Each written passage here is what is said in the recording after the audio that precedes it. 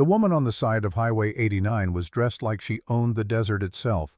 Her motorcycle, a piece of art worth more than most houses, sat silent under the Arizona stars. Robert Williams should have driven past. He had $60 until Friday, and a daughter asleep in the back seat who deserved better than a father who stopped for strangers. But he pulled over anyway because that's who he'd always been. Even when the world had made it clear that being decent was a luxury he couldn't afford, he didn't know he'd just met the woman who had destroyed his life. The October night carried that particular clarity unique to Arizona high desert, cool enough to raise goosebumps, dry enough to see stars undimmed by humidity or city lights. Robert's Ford F-150 idled on the shoulder, its 200,000-mile engine ticking as it cooled. The fuel gauge needle kissed the red zone. $3.50 a gallon, 12 miles to Sedona. He'd calculated it twice already. In the rearview mirror, Emily stirred, but didn't wake. 14 years old, all sharp angles and careful silence. She had her mother's dark hair, but none of her mother's easy charm. What she had instead was a way of watching the world that made Robert's chest ache, like she was constantly braced for the next person to leave. The motorcycle was a Ducati Panigale 5.4. Robert knew this the way some men knew horses or wines intimately from years of reading magazines he could no longer afford. $40,000 of Italian engineering. Candy apple red with carbon fiber cowling that caught moonlight like liquid metal. The woman leaning against the guardrail wore Dainese leather gear that probably cost more than Robert's monthly mortgage. She held a phone up, searching for signal that didn't exist this far from civilization. When she saw his headlights, her posture shifted, not relief exactly, but acknowledgement. Like she'd expected help to arrive eventually because problems always solved themselves for people like her. Robert killed the engine. The silence rushed in, filled only by wind through juniper and the distant call of a nighthawk. "You don't have to do this." Her voice carried the particular confidence of someone who expected obstacles to dissolve, usually because she could afford to make them disappear. Robert was already crouching by the bike phone flashlight illuminating the engine bay. Already doing it. The problem revealed itself immediately. Fuel line quick disconnect had vibrated, loose classic Ducati issue on bikes ridden hard by people who appreciated speed more than maintenance. He could see where the connection had been over-torqued at some point, threads slightly stripped, allowing just enough play for vibration to work it free over time. "At least let me pay you. What's your rate?" Robert's hands moved with unconscious precision, reconnecting the line and checking the fuel pump relay. 20 years of aerospace engineering had taught him that all systems, whether satellite propulsion or Italian superbikes, followed the same fundamental logic.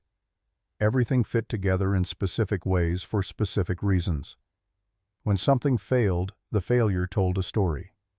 "Don't need your money, just need 5 more minutes." The words came out harder than he'd intended. He forced his voice level, professional. "Patience is half the job." She watched him work with an intensity that made his shoulders tense. Not curiosity exactly, something more analytical, like she was studying him rather than observing. The distinction bothered him in ways he couldn't quite articulate. Behind him, Emily's voice cut through the darkness. "Dad, just helping someone, sweetheart. Go back to sleep. Is she okay?" "She's fine. Bike just needed a quick fix." The woman glanced toward the truck, toward Emily's face pressed against the window. For just a second, something shifted in her expression, something that looked almost like longing or recognition or guilt. Then the analytical mask returned. Robert tightened the connection, checked it twice, stood and wiped his hands on jeans already stained with oil and Arizona dust. "Try starting her now." The woman swung onto the bike with practiced ease. The engine caught immediately, settling into that distinctive Ducati growl, deep and mechanical and expensive.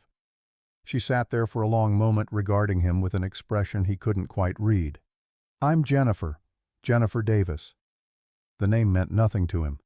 Should it have? She said it like she expected recognition. That slight pause important people make when introducing themselves, waiting for the flash of awareness that confirms their place in the world. "Robert Williams." He was already turning back toward the F-150, done with this interaction, eager to get Emily home. "Robert." She tested his name like she was cataloging it. Thank you, really. If there's ever anything I can do. You're good. Safe ride home. He was in the truck key in the ignition before she could say anything else. In the rearview mirror, he watched her sit there for a long moment, backlit by her own headlight, before she finally pulled back onto the highway and disappeared into darkness like she'd never existed at all. Emily's voice was rough with sleep. Was she nice?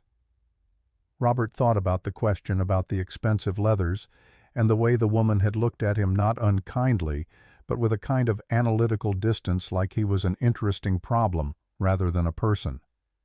I don't know, baby. Maybe. Emily made a small sound that might have been agreement and curled back against the window. Robert pulled onto the highway, pointing the truck toward Sedona and the small house they rented on the edge of town, the one with the detached garage he'd turned into a repair shop, because working with his hands was the only thing that still made sense. He forgot about Jennifer Davis before he made it home. She didn't forget about him. What Robert didn't know, couldn't know, was that the woman he'd just helped had been in the boardroom when the AI contract was signed. The contract that eliminated his position at Horizon Aerospace. The contract that reduced his 20 years of expertise to a line item in a quarterly report, labor costs reduced by 40%. The garage at 342 State Route 89A wore its age honestly. Single-bay cinder block construction hand-painted sign that said, Williams Repair, honest work, fair prices. Inside tools hung on pegboard in careful organization that spoke to military precision or engineering discipline, or both. A snap-on toolbox bought, used, still represented $3,000 Robert didn't really have. The air smelled like motor oil and Arizona dust, and something else, the particular scent of a man trying to build something from wreckage. Sunday morning found Robert under a 1987 Chevy C10, wrestling with a transmission that had given up on life sometime during the Reagan administration. The radio played low, some talk show host explaining economic recovery in tones suggesting he'd never chosen between groceries and electricity. Robert turned it off. 3 years ago, he'd stood in a conference room in Denver with 200 other engineers, all of them staring at a PowerPoint slide that said, Operational Efficiency Initiative, like those words meant anything except, you're fired. The VP of Operations had worn a suit that probably cost more than Robert's monthly salary and an expression of studied neutrality, as he explained that AI integration would streamline processes, reduce redundancies, optimize workflows. 4,000 people eliminated. 20 years of Robert's life reduced to a paragraph in an earnings call. These difficult but necessary restructuring decisions position Horizon Aerospace for continued growth in an increasingly competitive marketplace. The security badge that had opened every door for 2 decades stopped working at 5:01 p.m. Robert walked out carrying a cardboard box with family photos, an Engineer of the Year 2016 plaque, and a coffee mug Emily made in 3rd grade, glazed, crooked, and painted with hearts. The parking lot had been full of colleagues sitting in cars, crying, making frantic phone calls to spouses or headhunters, or anyone who might have answers. Robert had driven home in silence, the radio off, trying to figure out how to tell his daughter that everything he'd promised her about hard work and dedication and playing by the rules had been a lie. The present crashed back in the form of footsteps. Not the heavy tread of ranchers who brought him their equipment, not the hurried click of retirees who needed sedans serviced. These steps were measured, deliberate, expensive. Robert rolled out from under the truck to find an elderly Hispanic woman standing in the doorway, worry creasing her face.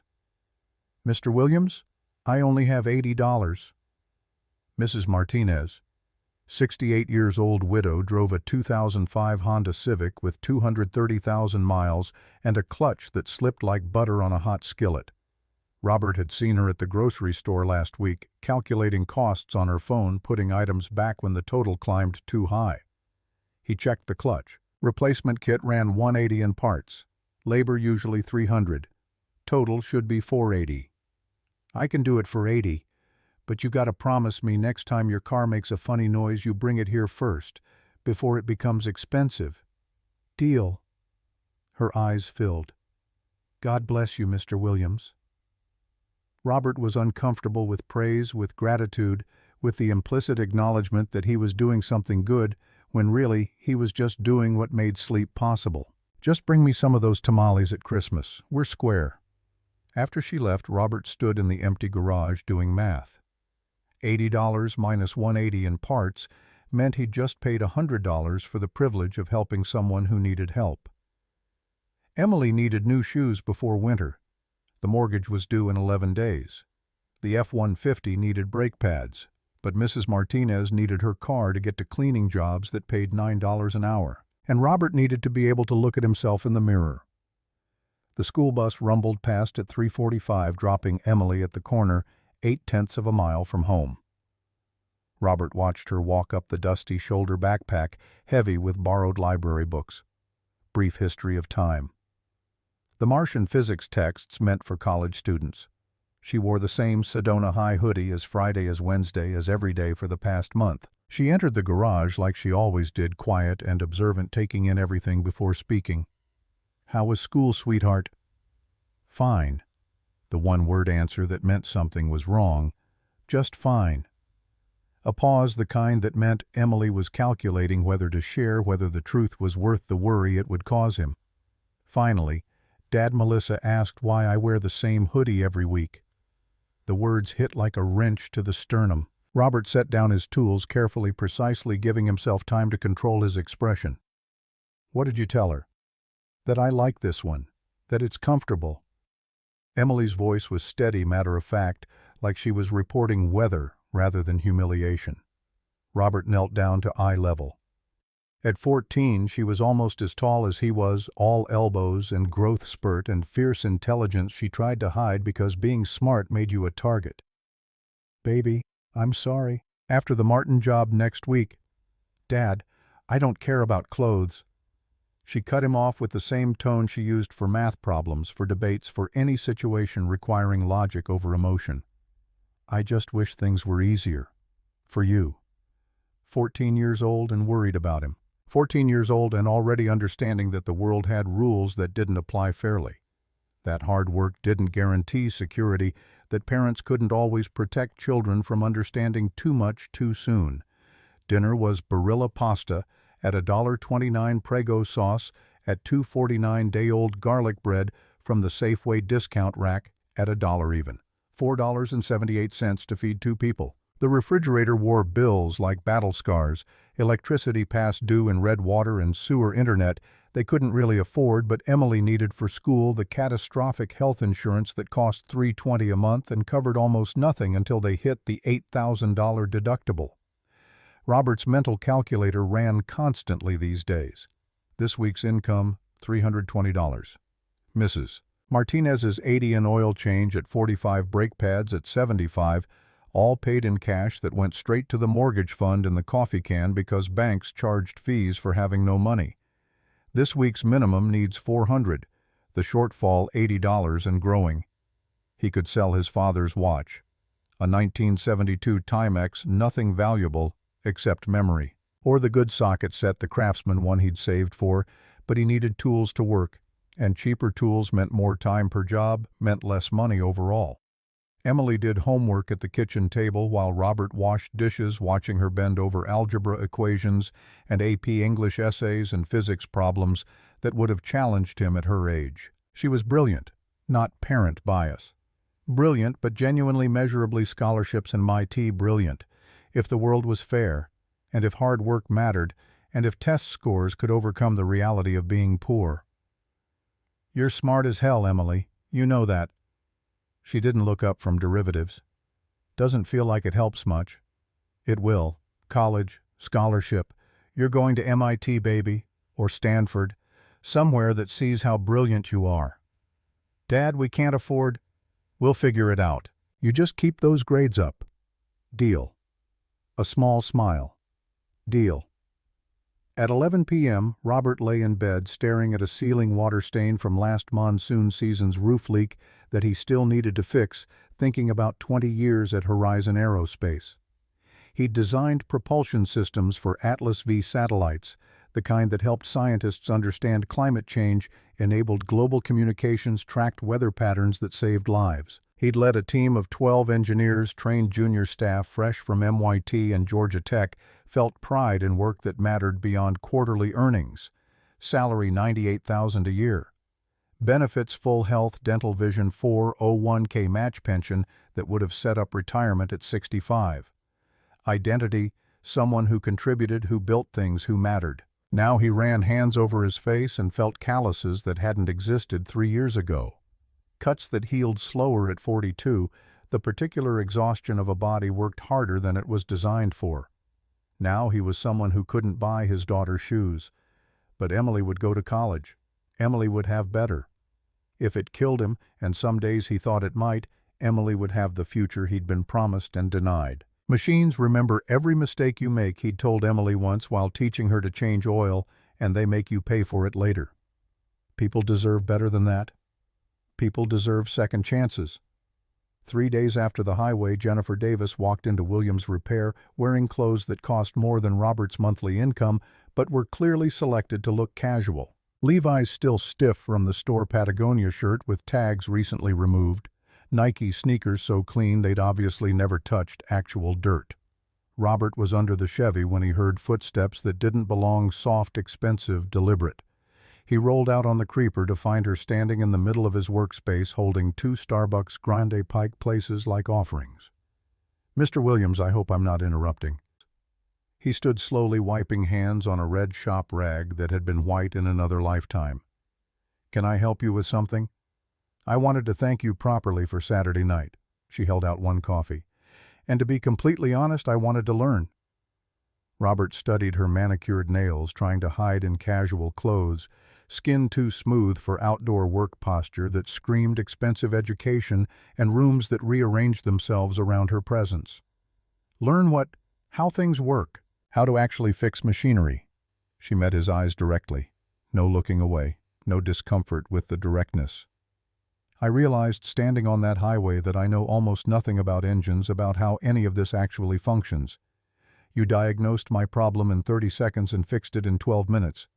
I want to understand that. Lady, no offense, but you don't look like someone who needs to learn how to fix motorcycles. You look like someone who pays people to fix them." A small smile, like she'd expected this. "You're right, but I'd rather learn from someone who actually understands it, not just theory truth, the way things really break and how they really get fixed." Something in her voice sounded almost like respect. Almost. Robert's mind ran calculations. Rich woman, bored or restless or slumming. But mortgage due in 11 days, $890. Emily needed winter coat 60 minimum. F-150 brake pads, 120 in parts he couldn't put off much longer. "I can't pay you to learn here." "I know, I'll pay you. For your time, your expertise, whatever's fair." Pride and practicality went to war in Robert's chest. Pride said this was charity with extra steps, said real men didn't perform for rich people's entertainment. Practicality said mortgage and Emily and winter. Practicality won. It usually did these days. $200 per session, Wednesdays and Saturdays 2 hours each.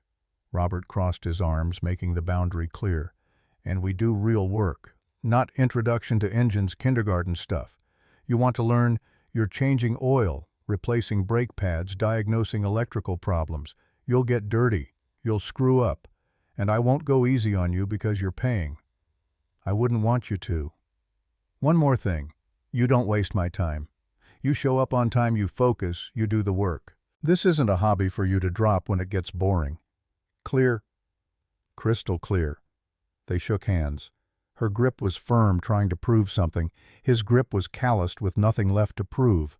$1,200 a month extra income. Mortgage, plus groceries, plus maybe new clothes for Emily. Robert could deal with a rich lady playing mechanic for a few weeks. They always quit after the first real grease stain anyway.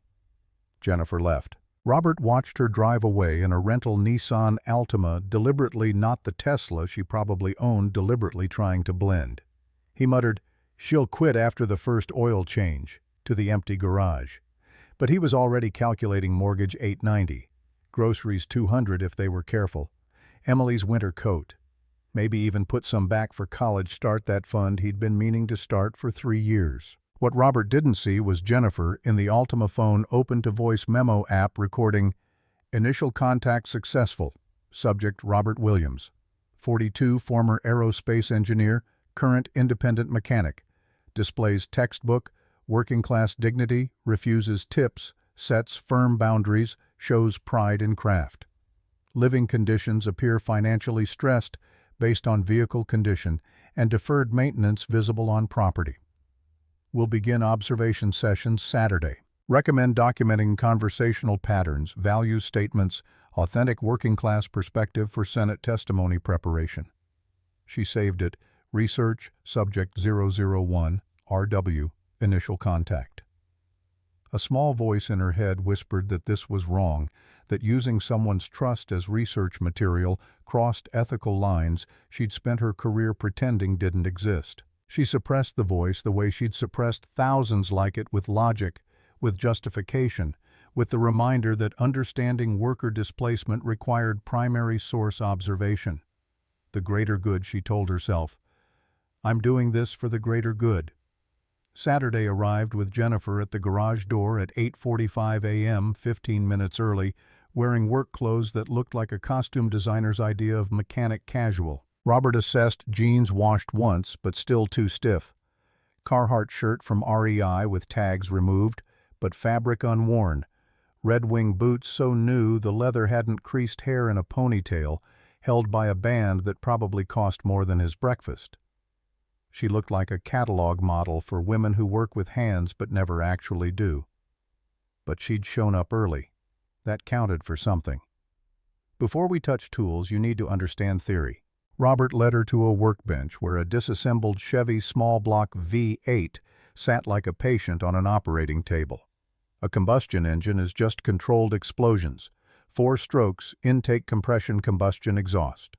He walked her through each component: piston creating vacuum to draw air and fuel cylinder containing the explosion crankshaft, converting linear motion to rotational. Jennifer took notes in a moleskin notebook, asked questions that were actually intelligent, caught on faster than he'd expected.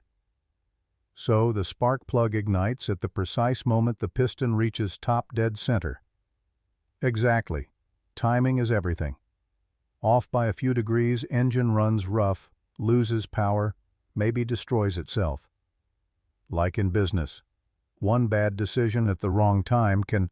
Robert cut her off. We're talking about engines, not business. She nodded, filed that boundary away. Right, sorry.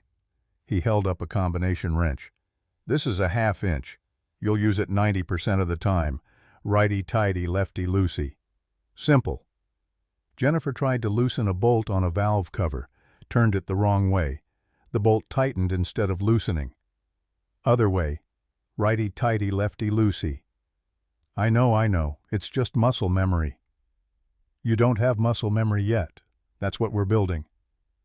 After 30 seconds of struggling, her frustration showed. Why is it so stuck? Because someone over-torqued it 20 years ago and it's been seizing ever since. That's the thing about machines, they remember every mistake, and they make you pay for it later. Jennifer stopped, looked at him with that analytical expression he was beginning to recognize. Is that just about machines? Robert met her eyes. Mostly. A pause. Something unspoken passing between them that neither acknowledged. Spray this penetrating oil on it. Let it sit 5 minutes, then try again. Patience is half the job. From the corner of the garage, Emily watched from her usual perch on an old metal stool. She'd started showing up during sessions, not participating, just observing. Robert had asked once if she wanted to help. She'd said no, she just wanted to read. But Emily rarely read during sessions. She watched. Specifically, she watched Jennifer. What Emily saw Jennifer asking lots of questions about Robert's life that had nothing to do with engines. How long have you lived in Sedona? What made you become an engineer? How's Emily doing in school? And after Robert answered, Jennifer's eyes would go distant for just a few seconds, like she was memorizing cataloging filing information away for later use. Twice, Emily saw Jennifer check her phone after sessions, typing quickly. Something was wrong. Emily couldn't articulate exactly what, but the instinct that had helped her survive her mother's abandonment was screaming warnings. This woman wasn't here to learn about engines. She was here for something else. Week 2 brought oil changes. Jennifer removed a drain plug and hot oil poured over her new Red Wing boots. Shit. Robert almost smiled. Welcome to the club. You're not a real mechanic until you've been baptized in motor oil. Week 3 brake pads. Jennifer successfully removed caliper bolts, extracted old pads, examined the wear pattern. Robert pointed.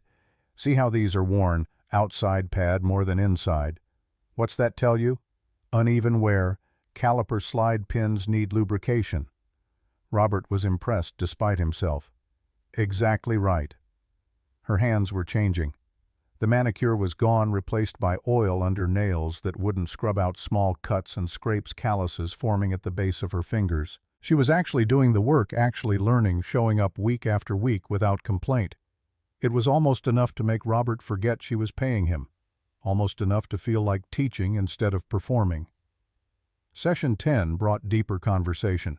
They were rebuilding a carburetor together, hands moving in synchronization after weeks of practice when Jennifer asked, "You mentioned you used to be an engineer. What kind?" Robert's hands kept working. "Aerospace, satellite propulsion systems." "That's fascinating. What company?" His shoulders stiffened slightly. "Horizon Aerospace, in Denver." "Did you like it?"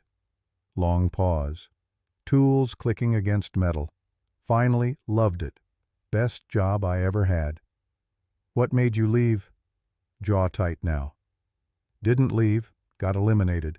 Company decided engineers were too expensive and algorithms were cheaper." "I'm sorry, that must have been..." "It was 3 years ago, I'm over it." He wasn't over it. "How many people were let go?" 4,000 in one day." Jennifer went very still. Her hands stopped moving. I can't imagine." "No, you probably can't." Silence. Just the sound of tools on metal, the hum of the overhead fan, the distant call of ravens outside. Then Robert surprising himself with honesty.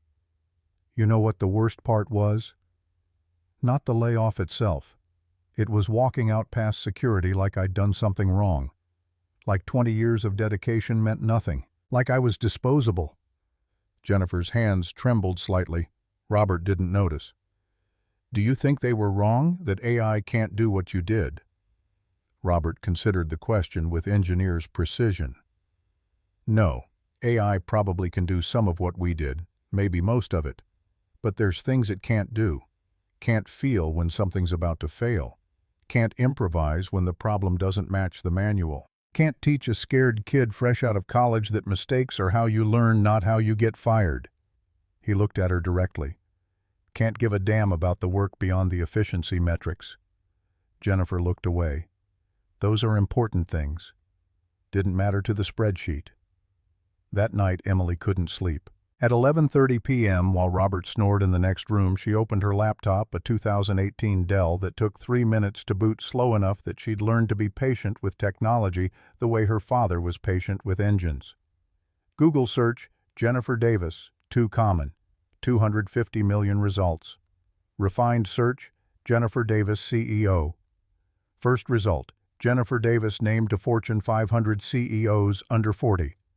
Emily clicked. The article loaded slowly, images rendering in chunks. When the photo finally appeared, Emily's stomach dropped.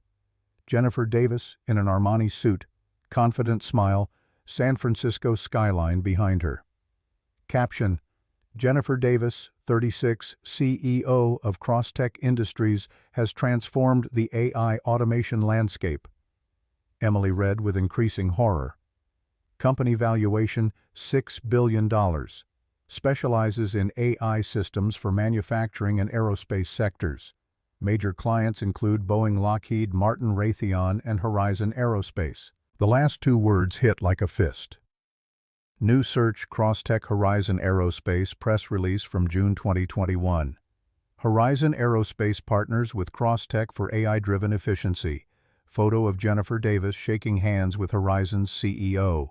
Quote from Jennifer: "This partnership represents the future of aerospace efficiency, By integrating our AI systems, Horizon will reduce operational costs by 40% while maintaining quality standards. Date June 2021, 2 months before the layoffs. Emily searched Horizon Aerospace Layoffs 2021 with hands that had started shaking. Denver Post. Horizon Aerospace cuts 4,000 jobs in major restructuring. Bloomberg. AI automation blamed for massive aerospace layoffs. CNN. Workers protest Horizon Aerospace job cuts. She found her father's letter to the Sedona Red Rock News, published July 2021. Robert's words dignified and heartbroken, explaining what it felt like to be reduced to a line item, to have 20 years dismissed as operational inefficiency. The connections assembled themselves with terrible clarity. Jennifer's company made the AI that replaced Dad. Jennifer personally oversaw the Horizon contract. Jennifer was worth $6 billion. Dad was struggling to pay the mortgage, and Jennifer was in their garage pretending to be a student, asking questions about Dad's life, recording God knew what. Emily opened Google Docs, typed a title, "The Cost of Efficiency, A Daughter's Perspective on Corporate Conscience." She wrote for 3 hours until her eyes burned and her hands cramped. She wrote about watching her father work himself to exhaustion. She wrote about wearing the same 3 outfits to school. She wrote about the woman who came to their garage with secrets and lies and a research agenda disguised as curiosity. She wrote about what it meant when billionaires treated workers as specimens to study rather than human beings deserving dignity. At 2:47 a.m., Emily created a Medium account, hovered over the Publish button, thought about her father's reaction. He'd be angry, protective, worried about consequences. But people needed to know. The world needed to see what Jennifer Davis had done. Emily clicked Publish. Then she closed the laptop and tried to sleep, knowing she wouldn't. Sunday morning arrived with phone calls. Robert's cell rang at 8 a.m., unknown number. He ignored it. It rang again. Different number. Again. Again. On the 4th call, Robert answered with irritation, sharpening his voice. "Mr. Williams, this is Jake Chen from Arizona Republic. I'd like to get your comment on your daughter's essay about Jennifer Davis and Crosstech Industries." "What essay?" Robert hung up, walked to Emily's room. She was sitting up in bed, laptop open, face pale as bone. "Em, did you publish that essay?" "Dad, there's something you need to know about Jennifer." "What did you do?" "Google her. Right now. Please." Robert pulled out his phone, typed Jennifer Davis into the search bar. CEO, Crosstech Industries. Net worth $6 billion. AI automation for aerospace and manufacturing. His hands started shaking. The phone trembled as he scrolled, finding the press release with Jennifer, shaking hands with Horizon's CEO, finding the date, June 2021, 2 months before his world ended. Quote from Jennifer, "This partnership represents the future of aerospace efficiency." Translation: 4,000 jobs eliminated for 40% cost reduction. He searched Jennifer Davis Crosstech Horizon layoffs and found articles connecting dots. He should have seen, would have seen, if he hadn't been so focused on teaching, on the money, on the small relief of having something that felt like purpose. "How many people have read this?" His voice came out hollow. Emily checked her laptop. 50,000, and it's going up every minute. "Jesus Christ, Emily." "Dad, I'm sorry I didn't tell you first, but you needed to see." "She lied to me." Robert stood pacing Emily's small room. "For 3 months, every session, every conversation. I know. She was studying me, like I was some kind of—" He couldn't finish the sentence. His phone rang again. Robert ignored it. It rang again. He turned it off completely. Saturday morning, 8:45 a.m. Jennifer arrived on time, carrying 2 coffees, smiling relaxed. She hadn't seen the essay yet. Busy week in San Francisco, board meetings and crisis management for unrelated issues. The personal scandal hadn't reached her yet. "Morning, Robert. Ready to tackle that? Who are you?" Jennifer stopped. The smile died. "What? Who are you? Really?" Robert pulled out printouts from his back pocket. Emily had printed them last night. Jennifer's company bio, the press release with Horizon articles about cross-tech screenshots of the essay that had now reached 200,000 views. He threw them on the workbench. Cross-Tech Industries, CEO Jennifer Davis, $6 billion, major contractor for Horizon Aerospace. His voice was quiet, controlled, dangerous. Any of this ringing a bell? Jennifer's face drained of color. The coffee cups shook in her hands before she set them down carefully, buying time she didn't have. Robert, I can explain.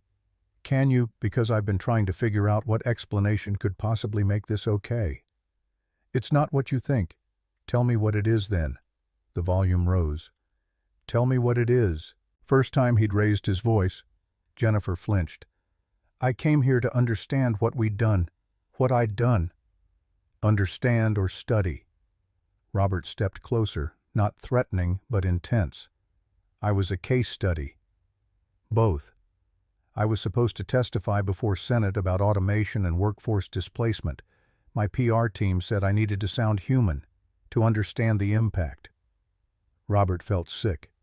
I was a case study. My team found your name in the Horizon records. You'd written that letter to the newspaper. They said you were the perfect subject. Subject. The word tasted like rust and betrayal. I'm sorry. Did you record our conversations? Silence. Answer me. Jennifer's tears came, then streaming down her face. Yes. Voice memos. Every session. I was building a database of language of authentic worker experience so I could sound genuine when I testified. Robert's voice dropped to something quieter and more terrible than shouting. Get out. Robert, please. Get out of my garage. It changed. Somewhere along the way it stopped being research and became what real. Robert was in her space now, not touching, but forcing her to see him, to really see what she'd done. You want to know what real looks like, Jennifer? Real looks like working yourself to exhaustion because your daughter needs stability. Real looks like choosing which bills to pay because you can't afford all of them. Real looks like watching your kid wear the same 3 outfits to school because new clothes means choosing between her growth spurt and the electric bill. His voice cracked. That's what your efficiency protocols did to real people. And you came here to mine our pain for content. You're right. You're absolutely right. There's no excuse. But Robert, I learned. I changed. Don't you dare talk about my daughter. I know I don't deserve forgiveness. You don't even deserve the chance to ask for it. Robert pointed to the door. Get out. Stay away from me. Stay away from Emily. And if you have any decency left, you'll delete every recording you made and never contact us again. Jennifer stood at the doorway, turned back one final time. For what it's worth, and I know it's worth nothing, you were right about everything. People do matter more than numbers. Dignity is more important than efficiency. You changed how I see the world, Robert. Get out. Jennifer left. Robert stood alone in the garage, surrounded by tools that still made sense when nothing else did. The air smelled like oil and metal, and the particular emptiness that comes after trust breaks. Emily emerged from the house. She'd been watching from the window, had heard everything through the open door. She approached her father carefully, like he was something fragile that might shatter. Are you okay? Robert pulled her into a hug, held on tight. I will be. I'm sorry I published it without telling you. Don't be sorry, baby. You told the truth. That takes courage. He pulled back, looked at her face. But things are about to get complicated. You ready for that? We'll handle it together, like always. Robert's phone, still off, had accumulated messages. When he finally powered it on, 17 voicemails waited. Most were reporters. One was different. Mr. Williams, this is Senator Barbara Harris's office. We'd like to discuss your testimony at next month's hearing on automation and workforce displacement. Please call us back at your earliest convenience. Robert stared at the phone. Emily watched him. What is it? They want me to testify in Washington. Are you going to? Robert thought about 4,000 people whose stories had been reduced to spreadsheets. Thought about Emily's courage in telling truth when silence would have been easier. Thought about machines that remember every mistake and make you pay for it later, and whether that same rule applied to people, to systems, to billionaires who treated workers as research subjects. I don't know yet. But even as he said it, Robert knew the answer. The world needed to hear what happened when efficiency became more important than humanity, and he was one of the few people who could tell that story from inside the wreckage. Outside Arizona, sun climbed higher. The day grew hot. Robert stood in his garage, the space where he'd rebuilt his life from pieces, where he'd taught a billionaire CEO how to fix engines, while she secretly recorded his pain, where everything he thought he knew about trust and dignity had just shattered. But Emily stood beside him, fierce and brave and brilliant. And somewhere in Washington, senators were asking questions about automation and accountability. And maybe truth mattered more than he'd been allowed to believe. The story was just beginning. Emily's essay went live on Sunday night at 11:47. By Monday morning at 8, 5,000 people had read it. By noon, 50,000 had shared it. By 6 p.m. CNN was running it as their lead story. The piece was titled, "The Cost of Efficiency, A Daughter's Perspective on Corporate Conscience," and it was devastating in its clarity. Emily wrote about watching her father reduced from aerospace engineer to garage mechanic. She wrote about choosing between school supplies and heating bills. She wrote about the particular shame of being disposable in a country that claimed to value hard work. Then she wrote about Jennifer Davis, the mysterious woman who showed up at their garage claiming to want to learn. The recordings, the deception, the calculated performance of empathy from someone worth billions who'd helped destroy thousands of lives. Emily connected Crosstech AI systems to Horizon's layoffs, Jennifer's wealth to Robert's poverty, corporate efficiency to human cost. The essay was sharp and articulate and absolutely damning. And because Emily was 15 years old and heartbroken and brutally honest, it resonated in ways that adult analysis never could. By Tuesday morning, the world had caught fire. Robert woke at 6 to the sound of diesel engines idling. Through the bedroom window, he saw the first news van parking across the street. NBC Phoenix affiliate satellite dish already deploying. By 8, there were 3 more. A BCCBS local Sedona News. By 10, 5 vans ringed the property like circling vultures. Reporters called questions whenever Robert emerged. "Mr. Williams, did you know who Jennifer Davis was? How do you feel about being used for research? Will you sue Crosstech? Are you going to Washington?" Robert kept the garage door closed. Worked inside on the Peterson brake job that needed finishing by Monday, trying to pretend the cameras didn't exist, that his private betrayal hadn't become public spectacle. Emily couldn't go to school. News crews waited outside Sedona High, cameras ready for the viral teenager who'd exposed a billionaire. Principal Chen called at noon with apology in his voice. "Mr. Williams, maybe Emily should stay home for a few days. We can arrange remote learning. This attention isn't healthy for her or the other students."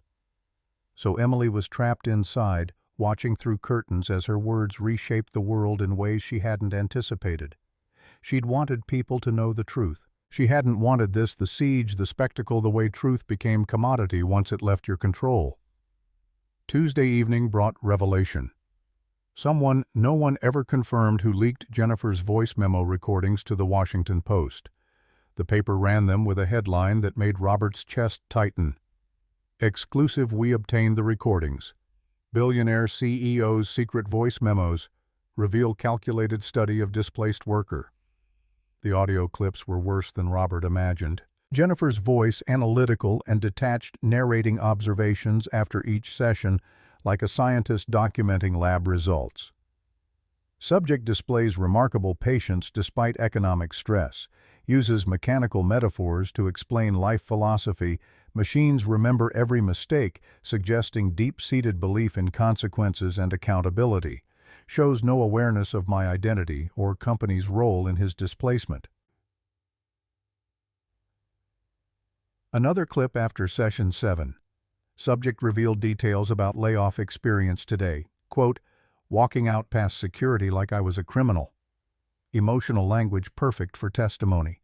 His description of choosing between daughter's clothes and electric bill demonstrates personal cost of automation in terms that will resonate with congressional audience, filing under human impact testimonials. But the worst came from Session 10. Unexpected development subject is genuinely skilled educator. His teaching methodology patient, systematic, respectful of student intelligence provides insight into what's lost when experienced workers are eliminated. Not just technical knowledge, but pedagogical expertise. This wasn't in research parameters, but documenting for potential use. Robert heard himself on CNN that night. His own voice, recorded without permission, played for millions. I got the email at 9:47 a.m. Your position has been eliminated effective immediately. 20 years and I got 15 minutes to pack my desk. You know what the worst part was? Not the money. It was walking out past security like I'd done something wrong, like those 20 years of dedication meant nothing, like I was disposable. Followed immediately by Jennifer's analysis, powerful language. Disposable is exactly the framing I need for Senate testimony. Subject unconsciously articulates the dignity crisis at the heart of automation displacement. Robert stood up, walked outside into the Arizona night, despite cameras, despite reporters shouting questions he couldn't hear through the roaring in his skull. Emily followed. "Dad?" His voice came out hollow. She recorded that conversation about the worst day of my life, and she analyzed it, like it was data. Emily took his hand, 14 years old, trying to anchor her father to earth. Those were real moments for me, Em. I trusted her. I told her things I haven't even told you. Camera flashes from across the street, a reporter shouting, "Mr. Williams, how does it feel to hear the recordings?" Robert ignored them, focusing on Emily. "I feel violated, like she took something that was mine, my pain, my story, my life, and turned it into her fucking research project." First time Emily had heard him curse like that, it scared her more than the cameras. "Let's go inside, Dad." The national conversation exploded. Twitter trends told the story in hashtags, hashtag Jennifer Davis at 1.2 million tweets, hashtag cost of efficiency at 890,000, hashtag Robert Williams at 650,000. The discourse split predictably along ideological lines, but with unusual intensity. Conservative voices framed it as coastal elites versus real Americans. Liberal voices emphasized corporate accountability and worker exploitation. Tech industry defenders argued Jennifer was being unfairly targeted for transparency. Labor advocates called it confirmation of everything they'd warned about automation without responsibility. But beneath the noise, something else was building. A broader anger at systems that treated human beings as optimization problems. At billionaires who studied poverty like anthropologists documenting primitive cultures. At the casual cruelty of people who'd never missed a meal deciding the fate of people who counted pennies. Crosstech's stock price told its own story. Down 18% Monday, down another 13% Tuesday. By Wednesday morning, the board had called its third emergency meeting in 3 days. Jennifer sat alone in her San Francisco penthouse Wednesday night watching the news coverage on mute. She hadn't slept in 48 hours. Her PR team had drafted 7 different statements. Her lawyers advised strategic silence. The board wanted her to fight to contextualize, to manage the narrative. But Jennifer kept seeing Robert's face when she told him the truth. Kept hearing Emily's essay describing her as someone who studied my father like an anthropologist studies a primitive culture, fascinating specimen, not fully human. The words were accurate. That's what made them unendurable. Thursday afternoon brought Jennifer's press conference. Crosstech headquarters media room, 50-plus journalists, cameras from every major network.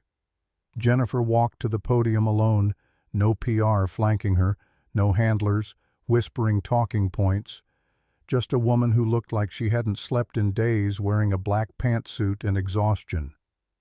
"I'm not going to read a prepared statement. I'm just going to tell you the truth." She took a breath that the cameras caught that would be analyzed frame by frame. Everything Emily Williams wrote in her essay is true. I went to Robert Williams' garage with a hidden agenda. I lied about why I was there. I recorded our conversations without his consent. I studied him like he was a research subject instead of a human being whose life my company had helped destroy. Pause. Camera flashes creating their own rhythm. There is no excuse for what I did. Not my ignorance of working-class struggles, not my anxiety about Senate testimony, not my desire to understand the impact of automation. I violated Robert Williams's trust in the most fundamental way possible. Her voice cracked slightly, genuine emotion breaking through. I listened to those recordings again last night, all of them, and I heard something I didn't hear the first time I heard a good man trying to make sense of a broken system. I heard a father putting his daughter first. I heard someone with more integrity in one conversation than I've shown in my entire career. Then came the accountability portion. Jennifer's hands gripped the podium. Effective immediately, I'm resigning from my operational role at Crosstech. Not stepping back, not taking a leave, resigning. The board will appoint an interim CEO while they search for my permanent replacement. Murmur through the press room like wind through leaves. I'm also creating a $4.5 billion restitution trust. The room erupted. Journalists shouting questions, cameras zooming the controlled chaos of major news breaking in real time. Jennifer raised her voice. Dedicated to worker retraining, small business loans for displaced employees, healthcare coverage during transitions, and educational scholarships. The trust will be governed by an independent board of former displaced workers and labor advocates. I will have zero operational control. A reporter shouted without waiting to be called, "Is this just a tax write-off?" The Senate hearing on automation and workforce displacement will proceed as scheduled next month. I will testify, and I invite this committee to appoint an independent investigator to audit every claim I've just made. If I'm lying about any of it, the public deserves to know. The Q&A lasted 30 minutes. Jennifer answered every question, directly refused every escape route her lawyers had prepared. Yes, she expected consequences. No, she didn't deserve forgiveness. Yes, the trust was legally binding and independently governed. No, she would not try to contact Robert Williams. She'd taken enough from him already.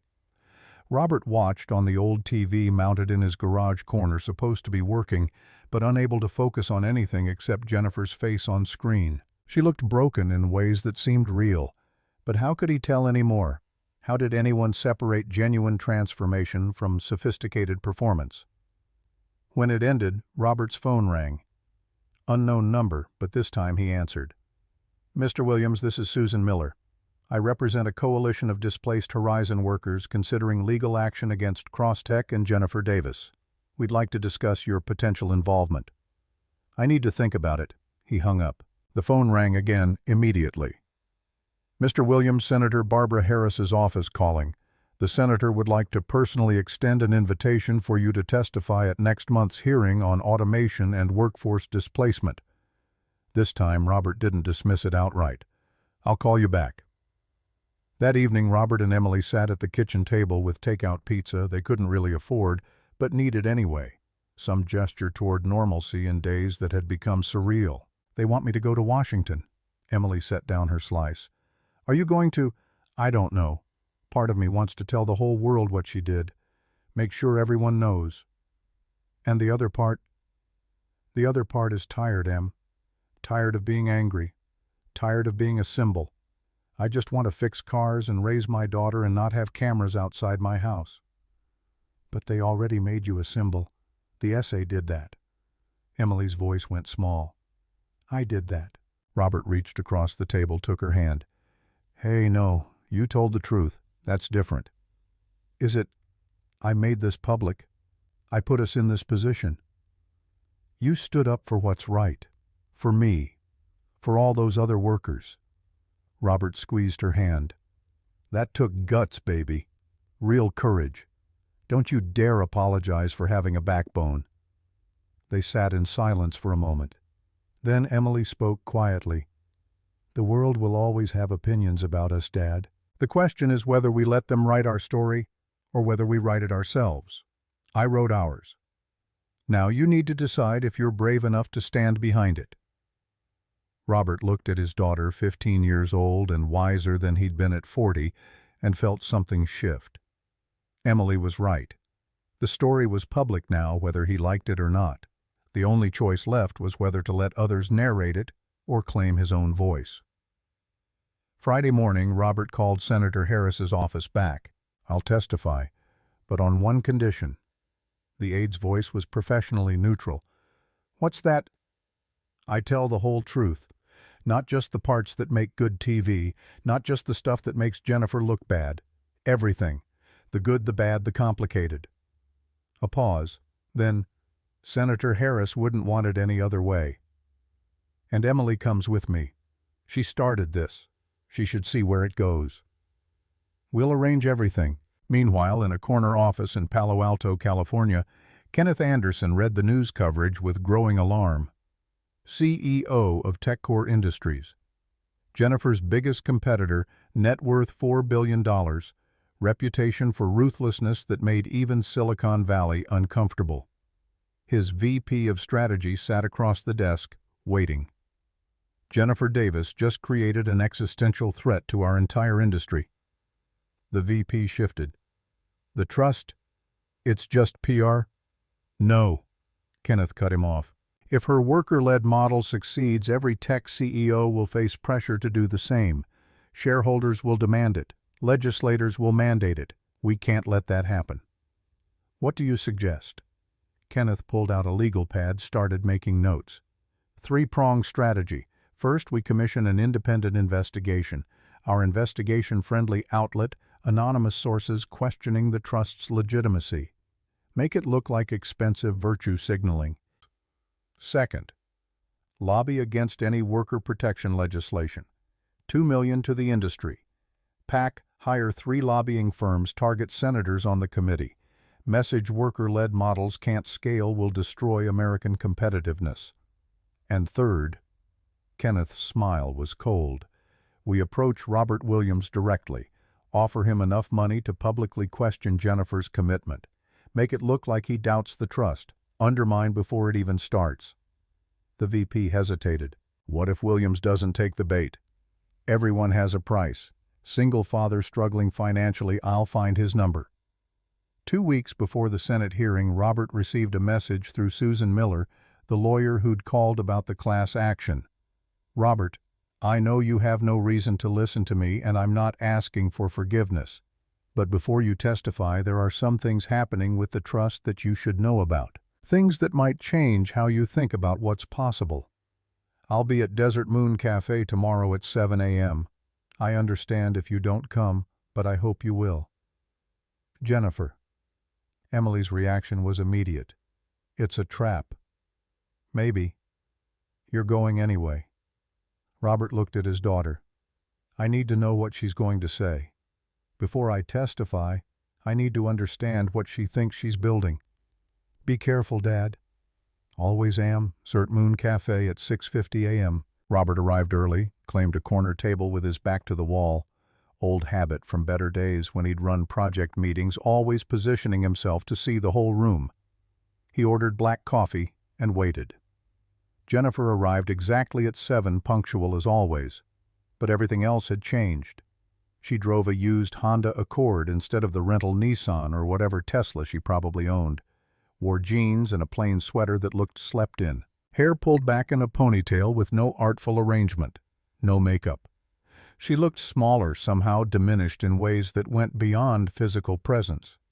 She sat across from him, hands visible on the table, a gesture of openness that might have been calculated or might have been genuine. Robert couldn't tell anymore. "Thank you for coming. I'm here to listen, not to forgive." "I know." Jennifer pulled out a folder, slid it across the table. "I resigned from Crosstech completely. I'm out." "I saw. What you didn't see in the press conference is what I'm doing with my remaining wealth. $4.5 billion into the trust, but more than that, I'm restructuring everything." Robert opened the folder. 20 pages of legal documents dense with clauses and commitments. He read carefully, engineers' precision applied to contracts instead of propulsion systems. Independent Oversight Board 7 members, all former displaced workers, or labor advocates. Jennifer had zero voting power, zero veto authority, couldn't even attend board meetings unless invited. Funding commitments. $4.5 billion confirmed, sitting in escrow released quarterly based on program metrics and audit results. Program details, job training in renewable energy, advanced manufacturing, precision agriculture. Not retraining people for obsolete industries, but positioning them for growing sectors. Governance bylaws. Workers elect board members. Set curriculum, determine hiring. No top-down control, no CEO override. Audit requirements. Quarterly reviews by independent investigator. Results published publicly. Any discrepancies triggering automatic investigation. This is substantial. Jennifer's hands unfolded. It's a start. Doesn't undo the harm. Why are you showing me this? Because I want you to destroy me at the hearing. Robert looked up sharply. What? Tell the Senate exactly what I did, how wrong it was, how people like me make decisions that devastate lives without ever seeing the faces attached to the numbers. Be completely honest about all of it. Then why show me this? Jennifer leaned forward, intensity breaking through exhaustion. Because I also want you to tell them what happened after. That when I was exposed, I didn't just hire better PR. I dismantled my empire. I subjected myself to oversight that most CEOs would never accept. I'm trying to prove that accountability can lead to transformation instead of just destruction. Robert studied her face for tells for signs of performance, found only exhaustion and something that looked like desperate sincerity. You're asking a lot. I know. And if you decide to leave that part out of your testimony, I'll understand. You don't owe me anything. She pulled out a second folder thicker than the first. This is everything. Full trust plan, oversight structure, metrics for measuring impact. It's real. It's happening whether you mention it or not. But I wanted you to have the information before you decide what truth to tell. Robert took the folder but didn't open it. If this is another performance, another way to manage the narrative, then you'll know, and you'll tell everyone, and I'll deserve whatever comes next. They sat in silence. The cafe filled with morning regulars, retirees reading newspapers, construction workers grabbing breakfast burritos, the ordinary rhythm of people living ordinary lives. Robert and Jennifer existed in a bubble separate from that normality, connected by betrayal and possibility, and the question of whether broken things could ever be truly repaired. I'll read this. I'll think about what I want to say. Robert stood leaving money for his untouched coffee. But Jennifer, this better be real. Because if you're lying, if any of this is calculated manipulation, I won't just tell the Senate. I'll spend the rest of my life making sure everyone knows exactly who you are. I understand.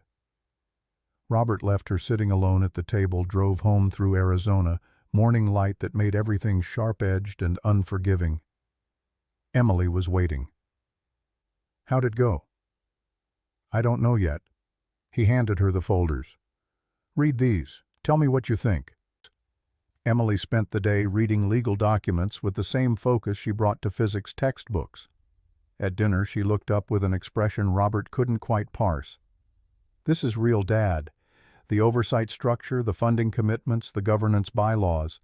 If she's lying, she's created incredibly detailed legal documentation that dozens of lawyers and auditors are going to examine. That's either genuine or the most elaborate fraud in corporate history. So you think she means it? I think she's trying. Whether she succeeds is different from whether she's trying. Monday brought Robert and Emily to Phoenix Sky Harbor Airport for the flight to Washington. First time Robert had flown in 3 years. First time Emily had been on a plane since she was 10. They wore their best clothes, Robert's funeral suit from 2019, Emily's debate team outfit, and still looked exactly like what they were, working-class people in a world designed for others. TSA agent checking Robert's boarding pass paused, looked up. Hey, you're that guy from the news. Good luck in Washington. Robert nodded, uncomfortable with recognition with being that guy instead of just Robert Williams who fixed things. On American Airlines Flight 1547 seats 23A and 23B, Emily asked the question she'd been holding since the cafe meeting. What are you going to say about her? Robert looked out the window at clouds that seemed close enough to touch. All of it, the good and the bad. What if people think you're defending her? Then that's their problem. I'm not defending what she did, but I'm also not going to pretend what she's doing now doesn't matter just because it makes a cleaner story. Emily considered this. Do you forgive her? Long pause. The kind of silence that held complicated truths refusing to simplify. I don't know yet, baby. Maybe forgiveness isn't even the right question. What is the right question? Robert turned from the window to look at his daughter. Maybe the question is whether I believe people can actually change, whether accountability can lead somewhere besides just punishment. Because if I believe people are just stuck being who they've always been, then what's the point of any of this? So you want to believe her? I want to believe the possibility. There's a difference. Reagan National Airport at 4:30 p.m. Susan Miller met them at baggage claim. Professional woman in her late 40s, pantsuit and briefcase, doing this pro bono because she believed workers deserved voices that weren't mediated through corporate PR. Robert, Emily, welcome to Washington. We have a briefing tonight at the hotel. Senator Harris's staff will walk you through format, likely questions, protocol. When do I testify? Wednesday morning, 10 a.m. Room 216, Hart Senate Office Building. Emily's voice was smaller than usual. Will she be there, Jennifer? Yes, she's scheduled to testify after you. Wednesday morning arrived with the weight of inevitability. Hart Senate Office Building, Room 216. Smaller than Robert expected from television, more intimidating for its intimacy. 15 senators on a raised dais. Gallery packed with 200 people. Journalists, advocates, displaced workers, policy experts. C-SPAN cameras broadcasting live. Robert saw Jennifer 3 rows back. She wore a simple navy dress flanked by lawyers in expensive suits. Their eyes met for 3 seconds. She looked genuinely afraid. Robert looked away first. Senator Barbara Harris, Massachusetts Democrat. 58, former labor lawyer turned legislator, gavelled the session to order. We convene today to examine the human cost of automation and artificial intelligence in American industry. Today we'll hear from individuals who've lived these consequences as well as industry leaders whose decisions created those consequences. She looked directly at Robert. Our first witness, Mr. Robert Williams, former aerospace engineer, current small business owner from Sedona, Arizona. Robert walked forward alone. Hand on Bible. The oath administered in words that carried 2 centuries of legal weight. Do you solemnly swear to tell the truth, the whole truth, and nothing but the truth? I do. He sat. Microphone adjusted to his height. Saw Emily in the gallery front row giving a small thumbs up that steadied him. Mr. Williams, thank you for being here. Please tell us about your career at Horizon Aerospace. Robert cleared his throat, pushed down nervousness. I was a senior aerospace engineer for 20 years, designed propulsion systems for commercial satellites, the kind that help scientists understand climate change, enable global communications, track weather patterns. He paused, gathering himself. I trained junior engineers, led quality control teams. Every satellite we launched represented years of precision care collaboration. It mattered. And then what happened? The memory still sharp after 3 years, still capable of cutting. June 14, 2021. I got an email at 9:47 in the morning. Subject line: Workforce Optimization Update. Body: Your position has been eliminated effective immediately. Voice steady but carrying pain like a low-frequency hum. 20 years, and I got 15 minutes to pack my desk. My security badge stopped working at 5:01 p.m. I walked out past guards, people I'd known for years, carrying a cardboard box with family photos and a coffee mug my daughter made in 3rd grade. The gallery was silent. Even the journalists stopped typing. 4,000 people lost their jobs that day. Not because we were bad at our jobs, not because the company was failing, because AI systems could do what we did faster and cheaper. Senator Harris leaned forward. How did that affect your life, Mr. Williams? Robert met her eyes. I lost more than a job, Senator. I lost my identity, my purpose, my financial security. I went from someone who contributed meaningful work I was proud of to someone who couldn't afford to buy his daughter new shoes. His voice cracked, slightly genuine emotion breaking through. From respected in my field to someone who couldn't get callbacks for entry-level positions because I was overqualified and outdated. The financial impact, poverty, stress, choosing which bills to pay, that was hard. But the psychological impact was worse. Feeling disposable. Feeling like everything I'd built, everything I'd contributed for 2 decades meant nothing. Senator Collins from Maine, Republican, jumped in. "Mr. Williams, do you blame technology? Should we stop advancing AI to protect jobs?" Robert had anticipated this, prepared for it. "No, Senator. I don't blame technology. I blame the system that lets companies profit from automation without any responsibility for the people they displace." He paused for emphasis. "AI probably can do some of what we did, maybe even most of it. But there's things it can't do. Can't feel when a system's about to fail. Can't improvise when the problem doesn't match the manual. Can't mentor a scared kid fresh out of college. Can't care about the work beyond the quarterly earnings report." Then came the moment everyone had been waiting for. "Mr. Williams, we've all read your daughter's essay. You met Jennifer Davis, CEO of Crosstech Industries. Can you tell us about that?" The room leaned forward collectively. This was the story they'd come for: billionaire and displaced worker deception and exposure, the narrative that had dominated headlines for 2 weeks. Robert took a breath, told the truth. Meeting on Highway 89. Jennifer coming to the garage. 3 months of what he'd thought was teaching but was actually observation. The recordings discovered the confrontation, Emily's courage in exposing what powerful people preferred hidden. What I didn't know was that Jennifer Davis was CEO of Crosstech, one of the companies that provided AI systems to Horizon.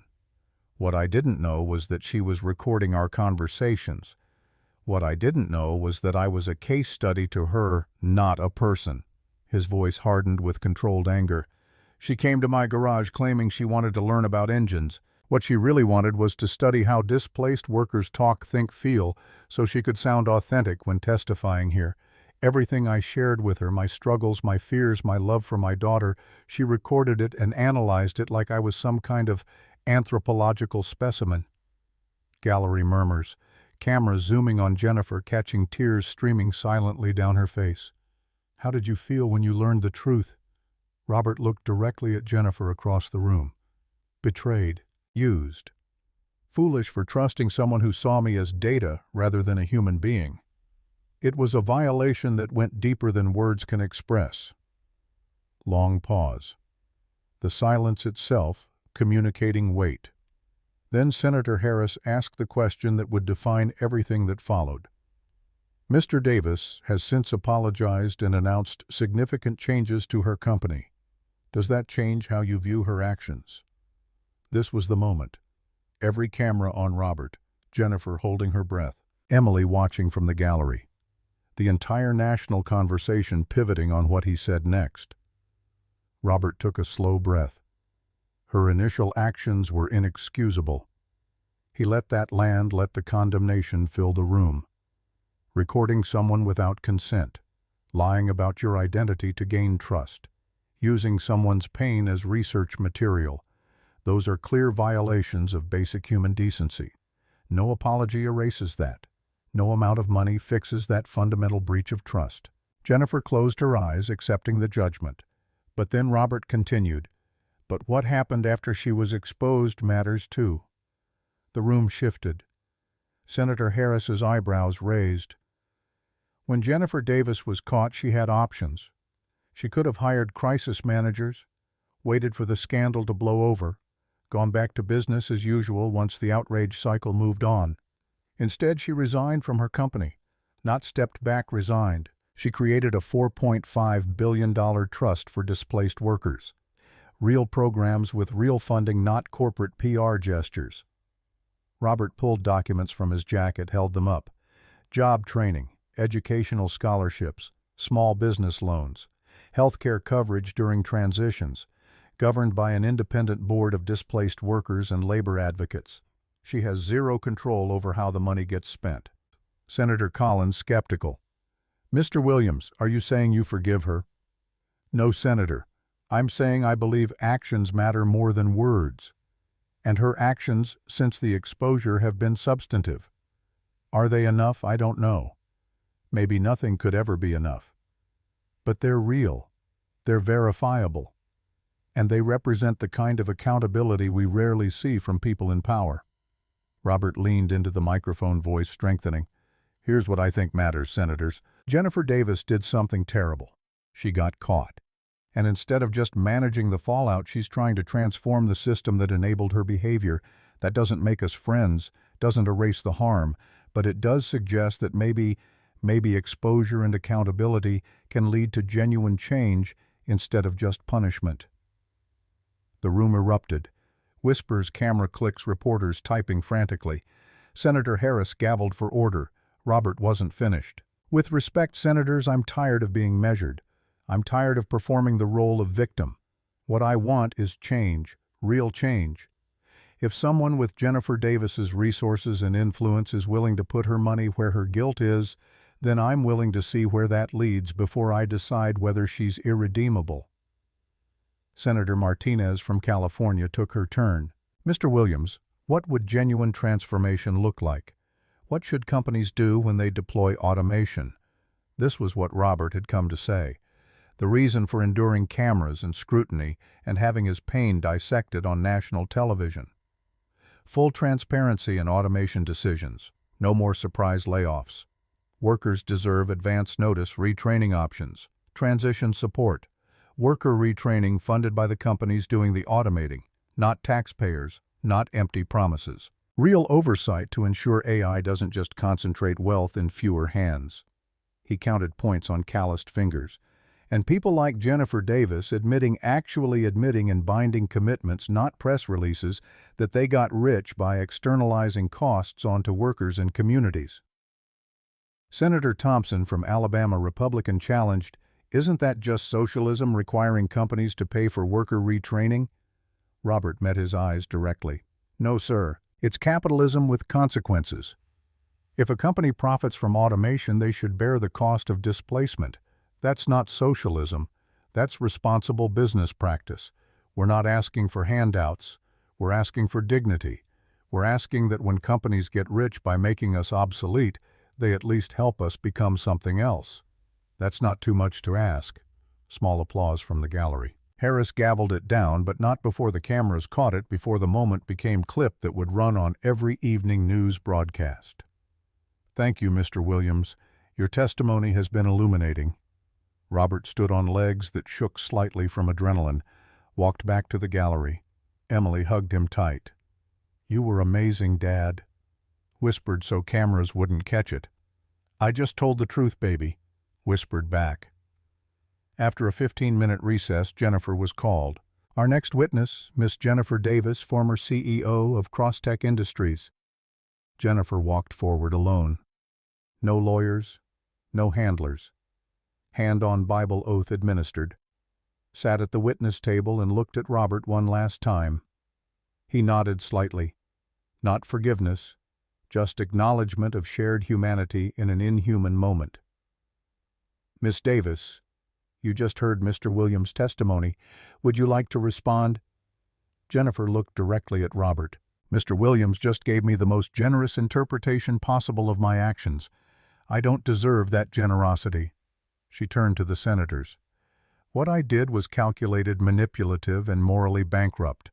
I identified a vulnerable person whose life my company had helped destroy, and I studied him like a research project. I recorded private conversations without consent. I built trust through deception. I used his pain as material for testimony preparation. There is no defending that. No emotion in her voice, just facts clear and unvarnished. Then why did you do it? Jennifer paused, gathered herself. Because I didn't see him as a person. I saw him as a problem I needed to solve. For years I'd been making decisions that affected thousands of lives. But those lives were just numbers to me. Efficiency metrics. labor cost reductions, quarterly targets. Her voice cracked slightly. When I was called to testify here, I panicked, because I realized I didn't actually understand the human cost of my decisions. So I went looking for understanding in the most unethical way possible by treating a real person's pain as anthropological data. What changed Miss Davis? He did. She gestured toward Robert. Somewhere in those 3 months, Robert Williams stopped being a case study and became someone I actually cared about. I watched him work himself to exhaustion for his daughter. Heard him explain that machines remember mistakes, but people deserve better. Understood that he wasn't just teaching me about engines, he was teaching me about dignity, patience, craftsmanship.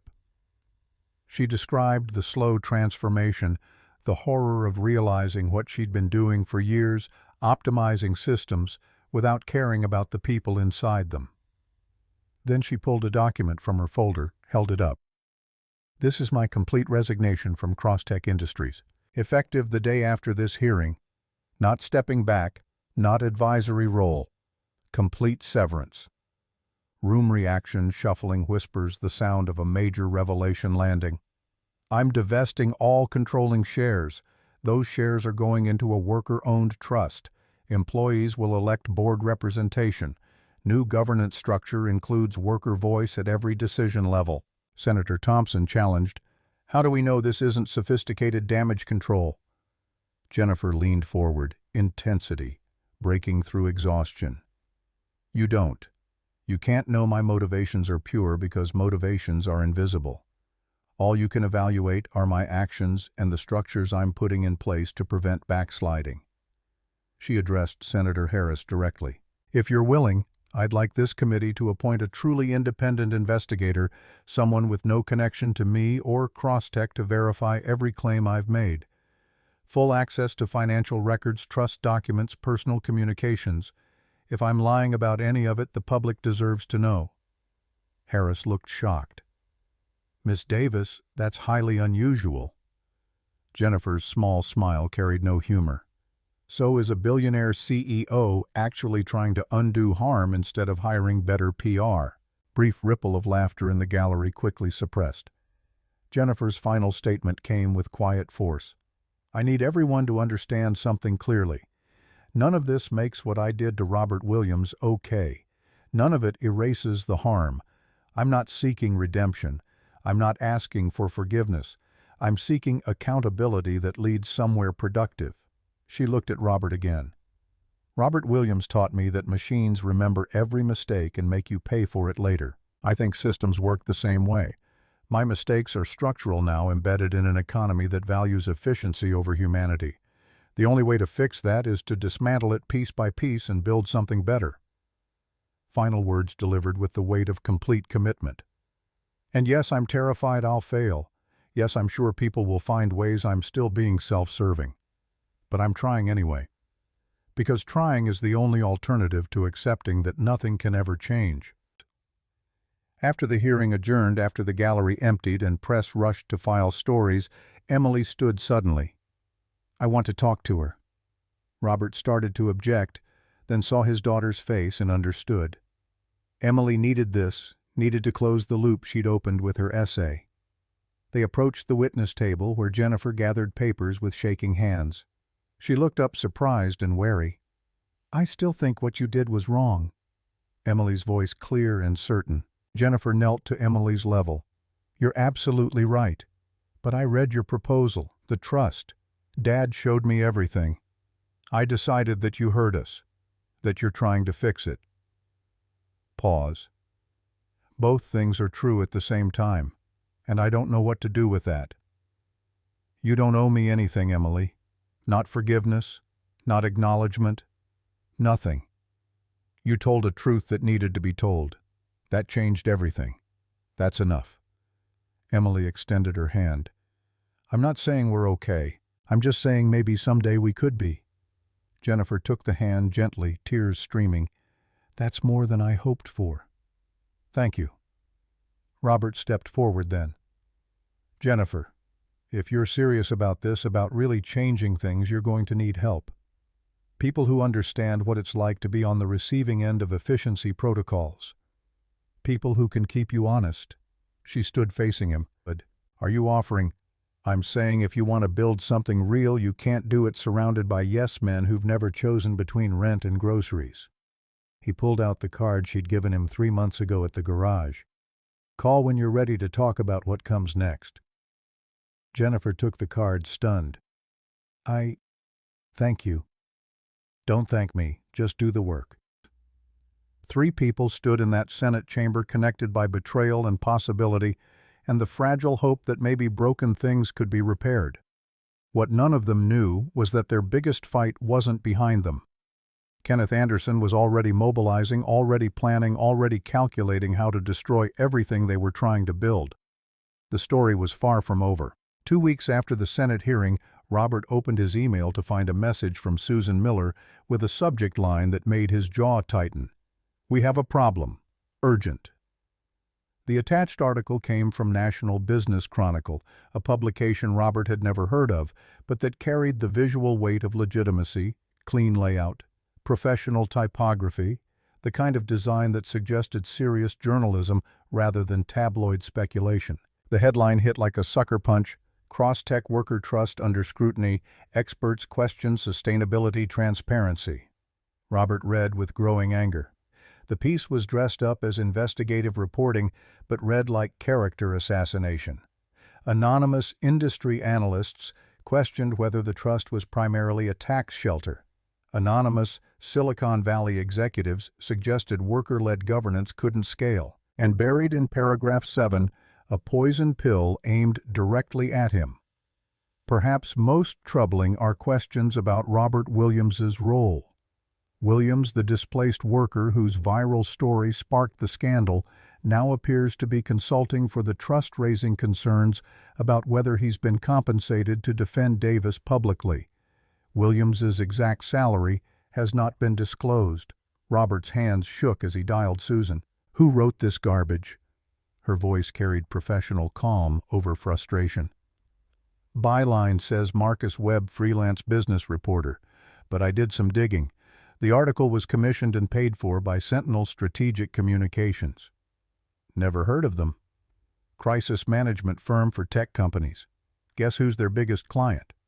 Tell me. Tech Core Industries, Kenneth Anderson's company. The name meant nothing to Robert, but Susan's tone suggested it should. She explained Anderson was Jennifer's biggest competitor, CEO of a rival AI automation firm.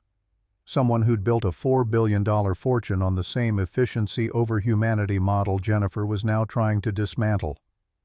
If our model succeeds, every tech CEO faces pressure to do the same, Susan continued. Anderson can't let that happen. He's going to try to destroy the trust before it even launches. Robert called Jennifer immediately. She answered on the second ring voice, tired in ways that suggested she'd already seen the article, already understood its implications. Kenneth Anderson. He's been circling for weeks. What do? We prove him wrong, not with words, with results. But proving anything required time they didn't have. The Sedona Center was scheduled to open in 6 weeks. 32 students enrolled, mostly middle-aged workers who'd been unemployed for years. People who'd taken enormous risks, quitting survival jobs to bet on a program that national media was now calling into question. Tuesday morning brought phone calls.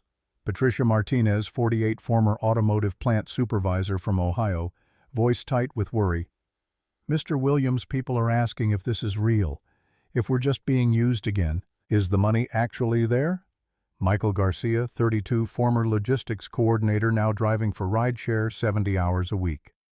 My wife saw the article. She wants me to drop out. Says it's another scam and we can't afford for me to waste time on scams. By Tuesday afternoon, 3 students had emailed withdrawal notices. Emergency meeting that night in Robert's garage, nowhere else to meet, no conference room or office, just the space where this had all begun. Robert, Jennifer, Susan Miller, Patricia Martinez, Michael Garcia, Linda Thompson, and 5 other enrolled students crowded between workbenches and tool chests. Patricia spoke first, direct and uncompromising. I don't trust you, Miss Davis. This article says you're using the trust for tax benefits. Is that true? Jennifer met her eyes without flinching. No, but I understand why you'd believe it. I've given you no reason to trust me. Michael leaned forward. The article says Robert's getting paid to defend you. How much are you paying him? Robert cut in before Jennifer could answer. Nothing. Yet. The plan was for me to be director once the center opens. Salary was going to be $75,000 a year voted on by a worker board, not Jennifer. But that hasn't happened yet because we haven't opened yet. Linda Thompson, 51 former quality control analyst, spoke with the precision of someone who'd spent decades catching manufacturing defects. $75,000 doesn't sound like selling out.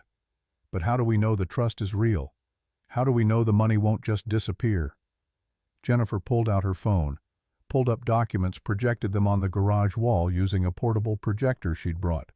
Financial statements, governance bylaws, escrow confirmations, numbers and legal language that should have been reassuring but felt abstract against the reality of people's survival hanging in balance. We release everything, Jennifer's voice cut through the murmurs. Full financial records, every governance document, my personal emails about the trust, total transparency. One of the board members objected. That's dangerous. Anderson will weaponize anything he finds, any mistake, any typo, any unclear clause. Robert looked at Jennifer hard. Then we better make sure there's nothing to weaponize. You said you wanted accountability. This is what it looks like. You open the books completely, or we shut this down right now. Jennifer didn't hesitate. Open the books. Wednesday morning, the Crosstech Worker Restitution Trust website uploaded 2,347 pages of documents, every contract, every financial transaction, every governance bylaw, every email between Jennifer and trust administrators, Robert's proposed salary agreement showing worker board approval process, bank statements proving funds in escrow, legal opinions on tax treatment demonstrating the trust wasn't a shelter, but a legitimate charitable vehicle with no personal benefit to Jennifer. Jennifer recorded a video statement that went live simultaneously. To address concerns raised in recent media coverage, this is everything, every document related to the trust. No redactions except personal information like social security numbers. You'll see that I have zero operational control. You'll see that Robert Williams's proposed salary is standard nonprofit director compensation. You'll see that the trust is funded, structured for sustainability, designed to outlive my involvement. If you find anything that contradicts these claims, make it public. Because accountability means accepting consequences, not managing narratives. The words carried weight because they were verifiable, because Jennifer had subjected herself to oversight that most CEOs would never accept. Sunlight is the best disinfectant. If we're building something real, we shouldn't be afraid to show every bolt and wire. And if we're building something fake, it deserves to die in the light. Thursday brought Christopher Lee's preliminary report. Lee, former federal prosecutor appointed by Senator Harris as independent investigator, released findings that landed like a depth charge in the ongoing media battle. After 8 weeks of intensive audit, including forensic accounting review and interviews with 47 stakeholders, I make the following preliminary findings. The Crosstech Worker Restitution Trust is legitimate, fully funded with $4.538 billion in confirmed assets. Governance structure prevents Ms. Davis from exercising operational control. Mr. Williams's proposed compensation is appropriate for comparable nonprofit positions and was determined by independent board vote. Concerns about long-term sustainability are valid, but manageable with proper oversight, which currently exists. The trust represents unprecedented commitment to worker-centered automation accountability. By Friday, the tide had turned. Washington Post editorial, Jennifer Davis's radical accountability experiment deserves a chance. New York Times analysis, Crosstech Trust audit confirms legitimacy challenges tech industry norms. Even Fox Business ran cautiously positive coverage. Worker-led training model shows promise in early testing. Students returned. Patricia Martinez called Friday afternoon. Mr. Williams, I read the audit. I'm back in. Michael Garcia. My wife read the documents. She said I'd be stupid not to do this. By Friday evening, 31 of 32 students had recommitted. But Kenneth Anderson wasn't finished. 6 weeks later, when the Sedona Center opened with ribbon-cutting ceremony and local press coverage, when 32 students filled workshops learning solar panel installation and wind turbine maintenance and advanced manufacturing techniques, Anderson was already planning his next move. The sabotage was sophisticated. Anonymous zoning complaints filed with Sedona city government, forcing inspections that delayed construction of a second building. Former Crosstech employees, people who'd been laid off in Jennifer's cost-cutting before her transformation, contacted students with emails claiming the whole thing was a scam, that Jennifer was using them for PR, that the money would dry up within months. Social media campaigns emerged from nowhere. #CrosstechScam, trending in tech circles. Anonymous accounts posting seemingly inside information about trust mismanagement that was detailed enough to sound credible, but vague enough to be unfalsifiable. 3 months after opening, when the first cohort was halfway through their training, someone leaked partial trust documents to Breitbart News. The leak was surgical, carefully selected pages taken out of context to create false impressions. One leaked page showed Jennifer retaining advisory authority over major expenditures while omitting the page that explicitly defined advisory as non-binding and showed Worker Board having final approval. Another showed Robert's compensation as $500,000, while omitting that this was a cumulative 7-year projection, not annual salary. Headlines exploded across right-wing media: leaked docs, Crosstech reform, a sham CEO still in control. Displaced worker cashing, and Robert Williams gets $500,000 to defend Billionaire. Workshop attendance dropped from 31 to 19 within 2 days. Parents called asking if the program was real or if their kids were being scammed. Local Arizona news picked up the story. Questions swirl around Sedona Worker Center. Patricia Martinez called Robert crying, "Mr. Williams, I quit my Walmart job to do this full-time. If this falls apart, I have nothing." Emergency meeting Monday night. Robert held the leaked documents, comparing them to the full versions on the website. These are real pages, but they're missing context. The full documents prove the opposite of what they're claiming. Linda Thompson. "So, we show the full documents." Susan Miller shook her head. "We already did.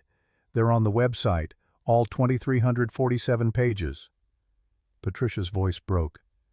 "Then why are people believing the lies?" "Because lies are simpler than truth. A headline saying scam is easier to believe than reading 2,000 pages of legal documents." Jennifer stood, decision crystallizing. "I'll release a video statement. Show the missing pages. Explain the context." Michael Garcia spoke quietly. "Will anyone watch it? Or will they just read the headlines?" The silence held weight of hard truths. Robert broke it. "We need someone credible, someone people trust more than us. What about Christopher Lee?" The investigator. Tuesday afternoon, Lee held a press conference. He projected slides showing full document sections, the pages that had been deliberately omitted from the leak. "I've reviewed the leaked documents circulating in media. They are authentic pages from the Crosstech Trust Governance Manual. However, they have been deliberately presented out of context to create false impressions." He showed page 47, not included in the leak, stating explicitly, "The founder shall have zero veto authority over worker board decisions." He explained the salary figure. "The $500,000 represents Mr. Williams's cumulative projected salary over 7 years, not annual compensation. His actual salary is $75,000 per year, standard for nonprofit executive directors." His conclusion was unequivocal. Someone is deliberately manipulating these documents to undermine legitimate worker-centered reform. I encourage media outlets to review complete documents before publishing claims based on selectively leaked materials. Retractions began that evening. Breitbart added updates. Daily Caller issued corrections. The damage control worked. Students' returned attendance climbed back to 28 by Wednesday. But the pattern was clear. Anderson wasn't trying to destroy the trust in one dramatic blow. He was bleeding it slowly, creating constant crisis that forced defensive posture that made it impossible to focus on the actual work of training displaced workers. 5 months after opening, the Sedona Center approached its first graduation. 23 students completing the program's 72% completion rate. 17 already had job offers. 74% placement rate, wages averaging $58,000 annually compared to $42,000 pre-layoff average. The statistics represented something more than numbers. They were Patricia Martinez, hired as quality control supervisor at a solar manufacturing facility in Phoenix, making $62,000 a year more than her old automotive job. They were Michael Garcia, directing logistics for a 3-state solar installation network at $68,000 annually. They were Linda Thompson, teaching manufacturing precision at the center, while consulting on the side, calling it the most meaningful work of her 22-year career. The graduation ceremony was scheduled for 2 weeks out, media narrative turning positive. Then Kenneth Anderson made his final play. Tuesday morning, Robert sat in Desert Moon Cafe, grabbing coffee before heading to the center. A man in an expensive suit approached his table, tailored in ways that announced wealth before words could, confident in the way of people who'd never been told no and meant it. "Mr. Williams, Kenneth Anderson. Mind if I sit?" Robert's wariness showed. "Do I know you?" Kenneth sat without waiting for permission. "CEO of TechCore Industries. I've been following your work with great interest." He slid a folder across the table. "I'd like to discuss a consulting opportunity. $2 million for 6 months of work." Robert didn't touch the folder. "Consulting on what?" "Corporate automation ethics, helping us implement responsible AI deployment, worker transition planning." Kenneth's smile was practiced. "It's all standard. 6 months, $2 million minimal time commitment, maybe 10 hours a month. We value your perspective." Robert opened the folder, read the contract with engineer's attention to detail, found the clause that confirmed his suspicions. "Consultant will advise on public positioning regarding automation accountability initiatives." He looked up. "You want me to help you spin automation layoffs?" "I prefer to think of it as helping us communicate effectively about necessary business decisions." Kenneth dropped the pretense, leaned in. "Look, Williams, you've been used once already. Don't be used again. Jennifer Davis is playing you. This trust tax write-off with good PR.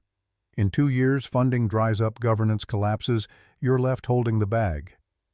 The independent audit said, audits can be manipulated." Kenneth tapped the contract. "But this is real money, enough to secure Emily's future, send her to MIT without debt, buy a real house instead of renting. Stop worrying about grocery bills." He paused for effect. "All you have to do is publicly question whether Jennifer's really committed. Just raise some doubts. Call for another independent investigation. That's it. Easy money." Robert stared at him, understanding crystallizing. "You're offering me $2 million to sabotage worker training programs." "I'm offering you $2 million to ask legitimate questions about sustainability and—" Robert pulled out his phone, placed it on the table between them. "Arizona is a one-party consent state for recording. I've been recording this conversation since you sat down." Kenneth's face drained color. "What are you—" "So just to be clear, Mr. Anderson, you're offering me $2 million to publicly doubt the Cross-Tech Worker Trust in order to undermine worker-centered automation accountability programs." Kenneth stood abruptly. "You wouldn't. This is— I'll sue you for—" "For what?" "Recording a conversation in a one-party consent state." "Go ahead. I'll see you in court. With this recording as evidence." Kenneth pointed a finger, voice tight with rage. "You're making a big mistake, Williams. I have lawyers who—" "Get out of my sight!" Kenneth stormed out. Robert sat there, hand shaking slightly, coffee forgotten. Pulled out his phone, saved the recording to 3 different cloud services. Called Jennifer and Susan on conference. "I have something you both need to hear." He played the recording. Silence after it ended heavy with implications. Jennifer's voice came tight. "He offered you $2 million. To sabotage everything we've built. Susan, all business. This is evidence of corporate sabotage. We should release it immediately." Robert hesitated. "You sure?" Once it's out there, Kenneth comes after me hard. Lawyers, investigators, everything. He's already coming after you, Susan countered. This just proves it. Jennifer's voice carried something Robert hadn't heard before, steel wrapped in exhaustion. Robert, this is your decision. But if you release it, you're exposing what billionaires are willing to do to prevent accountability. That matters. Robert thought about Patricia Martinez, who'd quit Walmart to bet on this program. About Michael Garcia working 70-hour weeks while retraining. About Linda Thompson and the other 20 students whose futures hung on whether worker-centered models could survive corporate opposition. Let's do it. Wednesday morning, Robert posted the recording to YouTube with a simple statement. Yesterday, Kenneth Anderson, CEO of TechCore Industries, offered me $2 million to publicly question the Cross-Tech Worker Trust. This is what we're up against, billionaires willing to pay millions to prevent other billionaires from doing the right thing. This tells you everything you need to know about why worker-centered programs are necessary. Because the people who profit from automation will do anything to avoid accountability. Viral within 6 hours. 3 million YouTube views by Wednesday evening. Twitter trending #Kenneth Anderson, #automation accountability, #worker rights. Every major network running clips Kenneth's voice. $2 million, just raise some doubts, easy money. Robert's voice, you're offering me $2 million to sabotage worker training programs. Kenneth's voice, I prefer to think of it as helping us communicate effectively. Thursday brought Kenneth's downfall. TechCore board held emergency meeting. Stock down 18% in one day. Major clients requesting meetings. Employees leaking internal emails showing Kenneth knew about the hit pieces, had personally approved the Breitbart leak strategy. TechCore board statement, Thursday afternoon. The board of directors has accepted Kenneth Anderson's resignation effective immediately. We are conducting full internal review of recent public relations activities. Senator Barbara Harris appeared on CNN Thursday evening. The Kenneth Anderson recording proves exactly why we need the automation accountability legislation I'm introducing next month. Workers deserve protection from this kind of corporate manipulation. 3 more senators co-sponsored the bill within 24 hours. It makes you wonder if Kenneth Anderson was willing to pay $2 million to stop one training center, how many other programs have been quietly sabotaged, how many workers have been kept down by billionaires protecting their profits. What would you have done with that money on the table? 2 weeks later, graduation day arrived with Arizona sun making everything sharp and bright. Sedona Center Auditorium filled beyond capacity, 150 seats, all occupied, people standing in back. 23 graduates in caps and gowns that Emily had suggested making themselves to save money, turning necessity into symbol of self-sufficiency. Families filled the front rows. Local community members. Press maintaining respectful distance this time, understanding they were witnessing something that transcended their usual narratives. Senator Harris had flown in as surprise guest, her presence lending governmental weight to grassroots achievement. Robert stood at the podium looking out at faces that represented more than statistics. Each graduate carried a story of displacement and determination of being told they were obsolete and proving the assessment catastrophically wrong. 6 months ago, you walked into this building. You'd been told you were obsolete, that your experience didn't matter, that the future had no place for you. He paused, letting them remember. You were 48, 52, 58 years old. Society said you couldn't learn new skills. You proved them wrong. You'd been unemployed for 2 years, 3 years, 5 years. They said you'd lost your work ethic. You proved them wrong. You were treated as disposable. You proved you're irreplaceable. His voice strengthened with conviction earned through shared struggle. The machines told you that you didn't matter anymore. Today you taught the machines they were wrong, because the future isn't built by algorithms. It's built by people who refuse to quit. Standing ovation. Not polite applause, but genuine celebration, recognition of achievement that transcended individual success to prove systemic possibility. Patricia Martinez spoke as graduate representative, her voice carrying the authority of someone who'd survived displacement and emerged strengthened. Mr. Williams taught me that starting over isn't failure, it's courage. Miss Davis funded this program, but we built it. We proved that worker-led models work. Now it's our job to take this to every state in America. More applause, the kind that suggested movement rather than moment.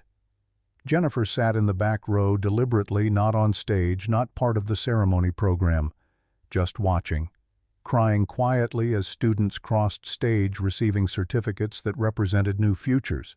Not performing for cameras, none pointed at her, just genuinely moved by what she'd helped enable, but hadn't controlled what workers had built when given resources without strings. After the ceremony, as families took photos and graduates exchanged contact information and promises to stay connected, Jennifer slipped toward the parking lot. Robert caught her. "You leaving already?" She wiped her eyes. "This wasn't about me, didn't want to make it about me. You funded it. You built it. Patricia said it right, I wrote the check. You and the students did the work." Pause. Arizona heat making the air shimmer. "Thank you. For the funding. For subjecting yourself to oversight. For trying." Jennifer's voice came quiet. "Thank you for giving me a chance when I didn't deserve one." Awkward silence. Two people connected by betrayal and repair, not quite friends, but something more complex than allies. "Are we friends now, after everything?" Robert considered honestly. "I don't know. We're something. Partners in repair, maybe. People who share a mission. But friends requires trust. I'm not sure I can give completely." "That's fair. But I'm glad you're part of this work. Glad you chose accountability over image management." Small smile. "That's more than you deserve. But it's what I've got." Jennifer laughed, despite tears. "I'll take it." Emily appeared then, 16 years old now, taller and more confident than the 14-year-old who'd written that essay 18 months ago. She'd been watching from the front row, had seen the whole ceremony, had witnessed what her courage in publishing that essay had ultimately enabled. She walked up to Jennifer with the directness Robert had always admired in his daughter. "I still think what you did was wrong." Jennifer knelt to Emily's level. "You're absolutely right. But I read your proposal, the trust. Dad showed me everything. The audit confirmed it." Emily's voice carried the precision she brought to physics problems, to debate arguments, to any situation requiring clear thinking. "I decided that you heard us, that you're trying to fix it." Pause. The weight of complicated truth. Both things are true at the same time, and I don't know what to do with that. Jennifer's eyes filled again. "You don't owe me anything, Emily. Not forgiveness, not acknowledgement, nothing. You told a truth that needed to be told. That changed everything. That's enough." Emily extended her hand, not for a hug, not for full reconciliation, but for something smaller and more honest. "I'm not saying we're okay. I'm just saying maybe someday we could be." Jennifer took the hand, gently holding it like something precious and fragile. "That's more than I hoped for. Thank you." Robert stepped forward, then pulling something from his pocket. The business card Jennifer had given him that first day at the garage 3 months before the confrontation, back when he'd thought she was just a rich woman playing mechanic. "Jennifer, if you're serious about this, about really changing things, you're going to need help. People who understand what it's like to be on the receiving end of efficiency protocols. People who can keep you honest." She stood facing him. "Are you offering—" "I'm saying if you want to build something real, you can't do it surrounded by yes-men who've never chosen between rent and groceries. The worker board is good, but you need someone who'll tell you when you're slipping back into old patterns. Someone who remembers what you did and won't let you forget." He held out the card. "Call when you're ready to talk about what comes next." Jennifer took the card, stunned into momentary silence. When she found words, they came quiet. "I don't deserve this." Probably not. But the workers who need training centers deserve a program that works, and that's bigger than whether you deserve my help. Robert's voice carried the practical wisdom of someone who'd learned to separate personal feelings from necessary work. "Don't thank me. Just do the work. And don't make me regret this." "I won't." The three of them stood there in the Arizona parking lot, sun beating down cicadas, screaming in the heat, the everyday sounds of Sedona continuing around them. A billionaire CEO who'd given up her empire, a mechanic who'd chosen building over revenge, a teenager who'd refused to stay silent.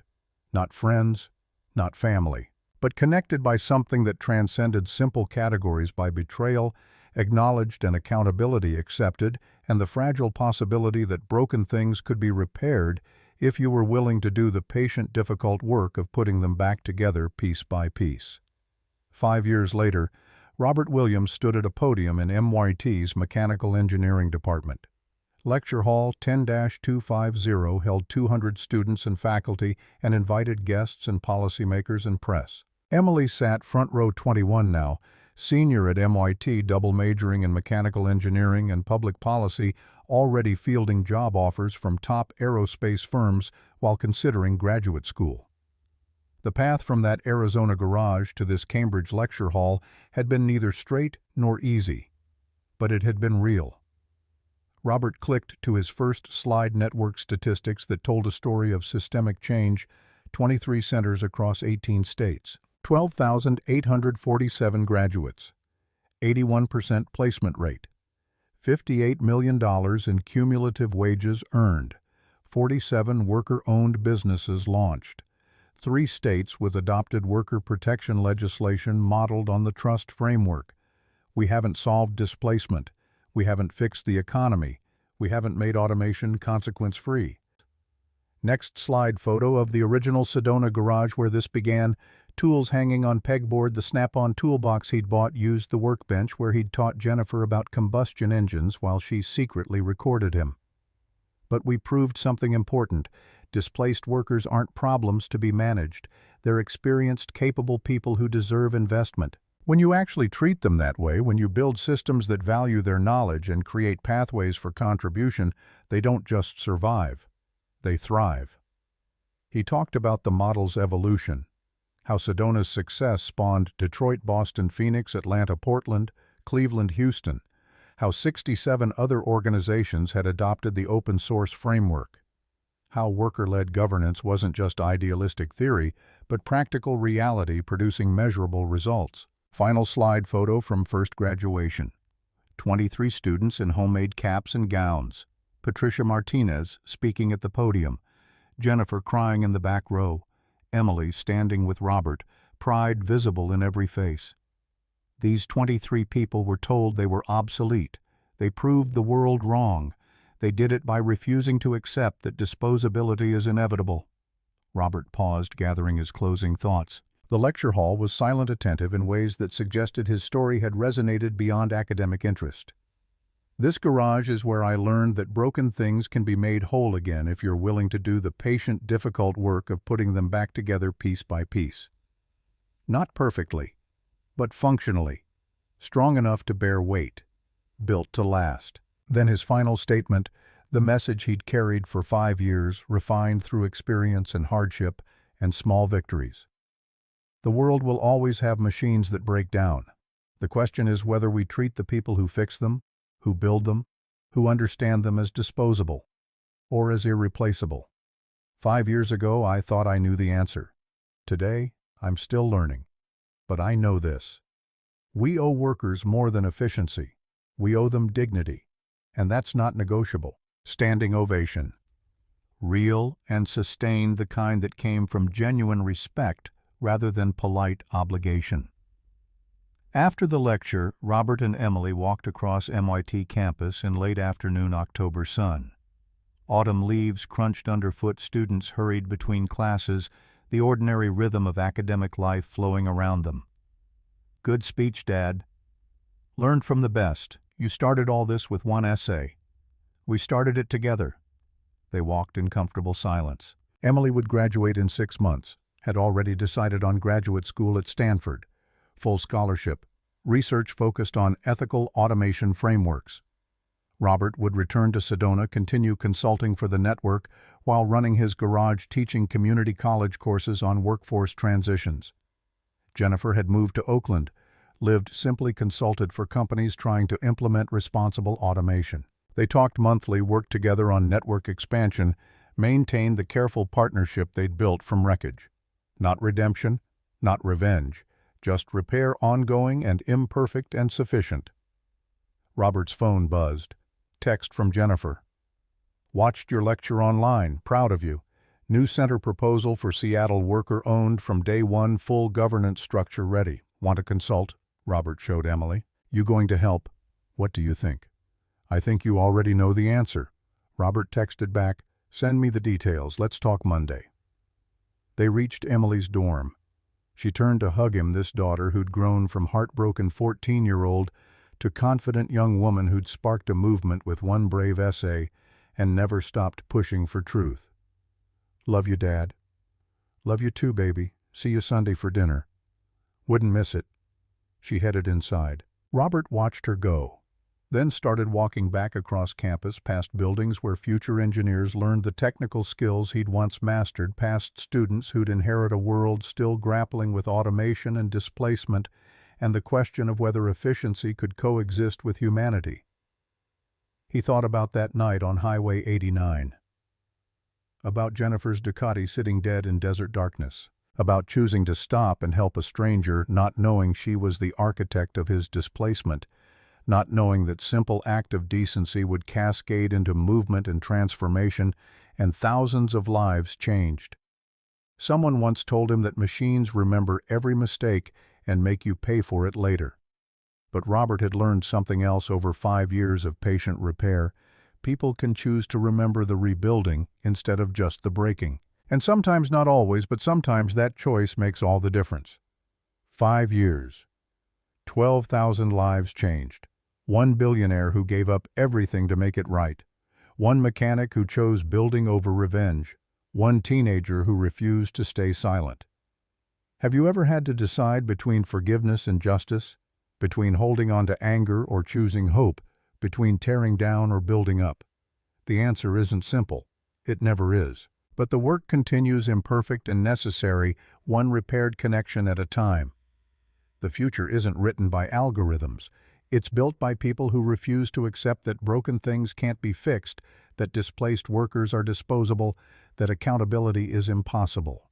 The work continues.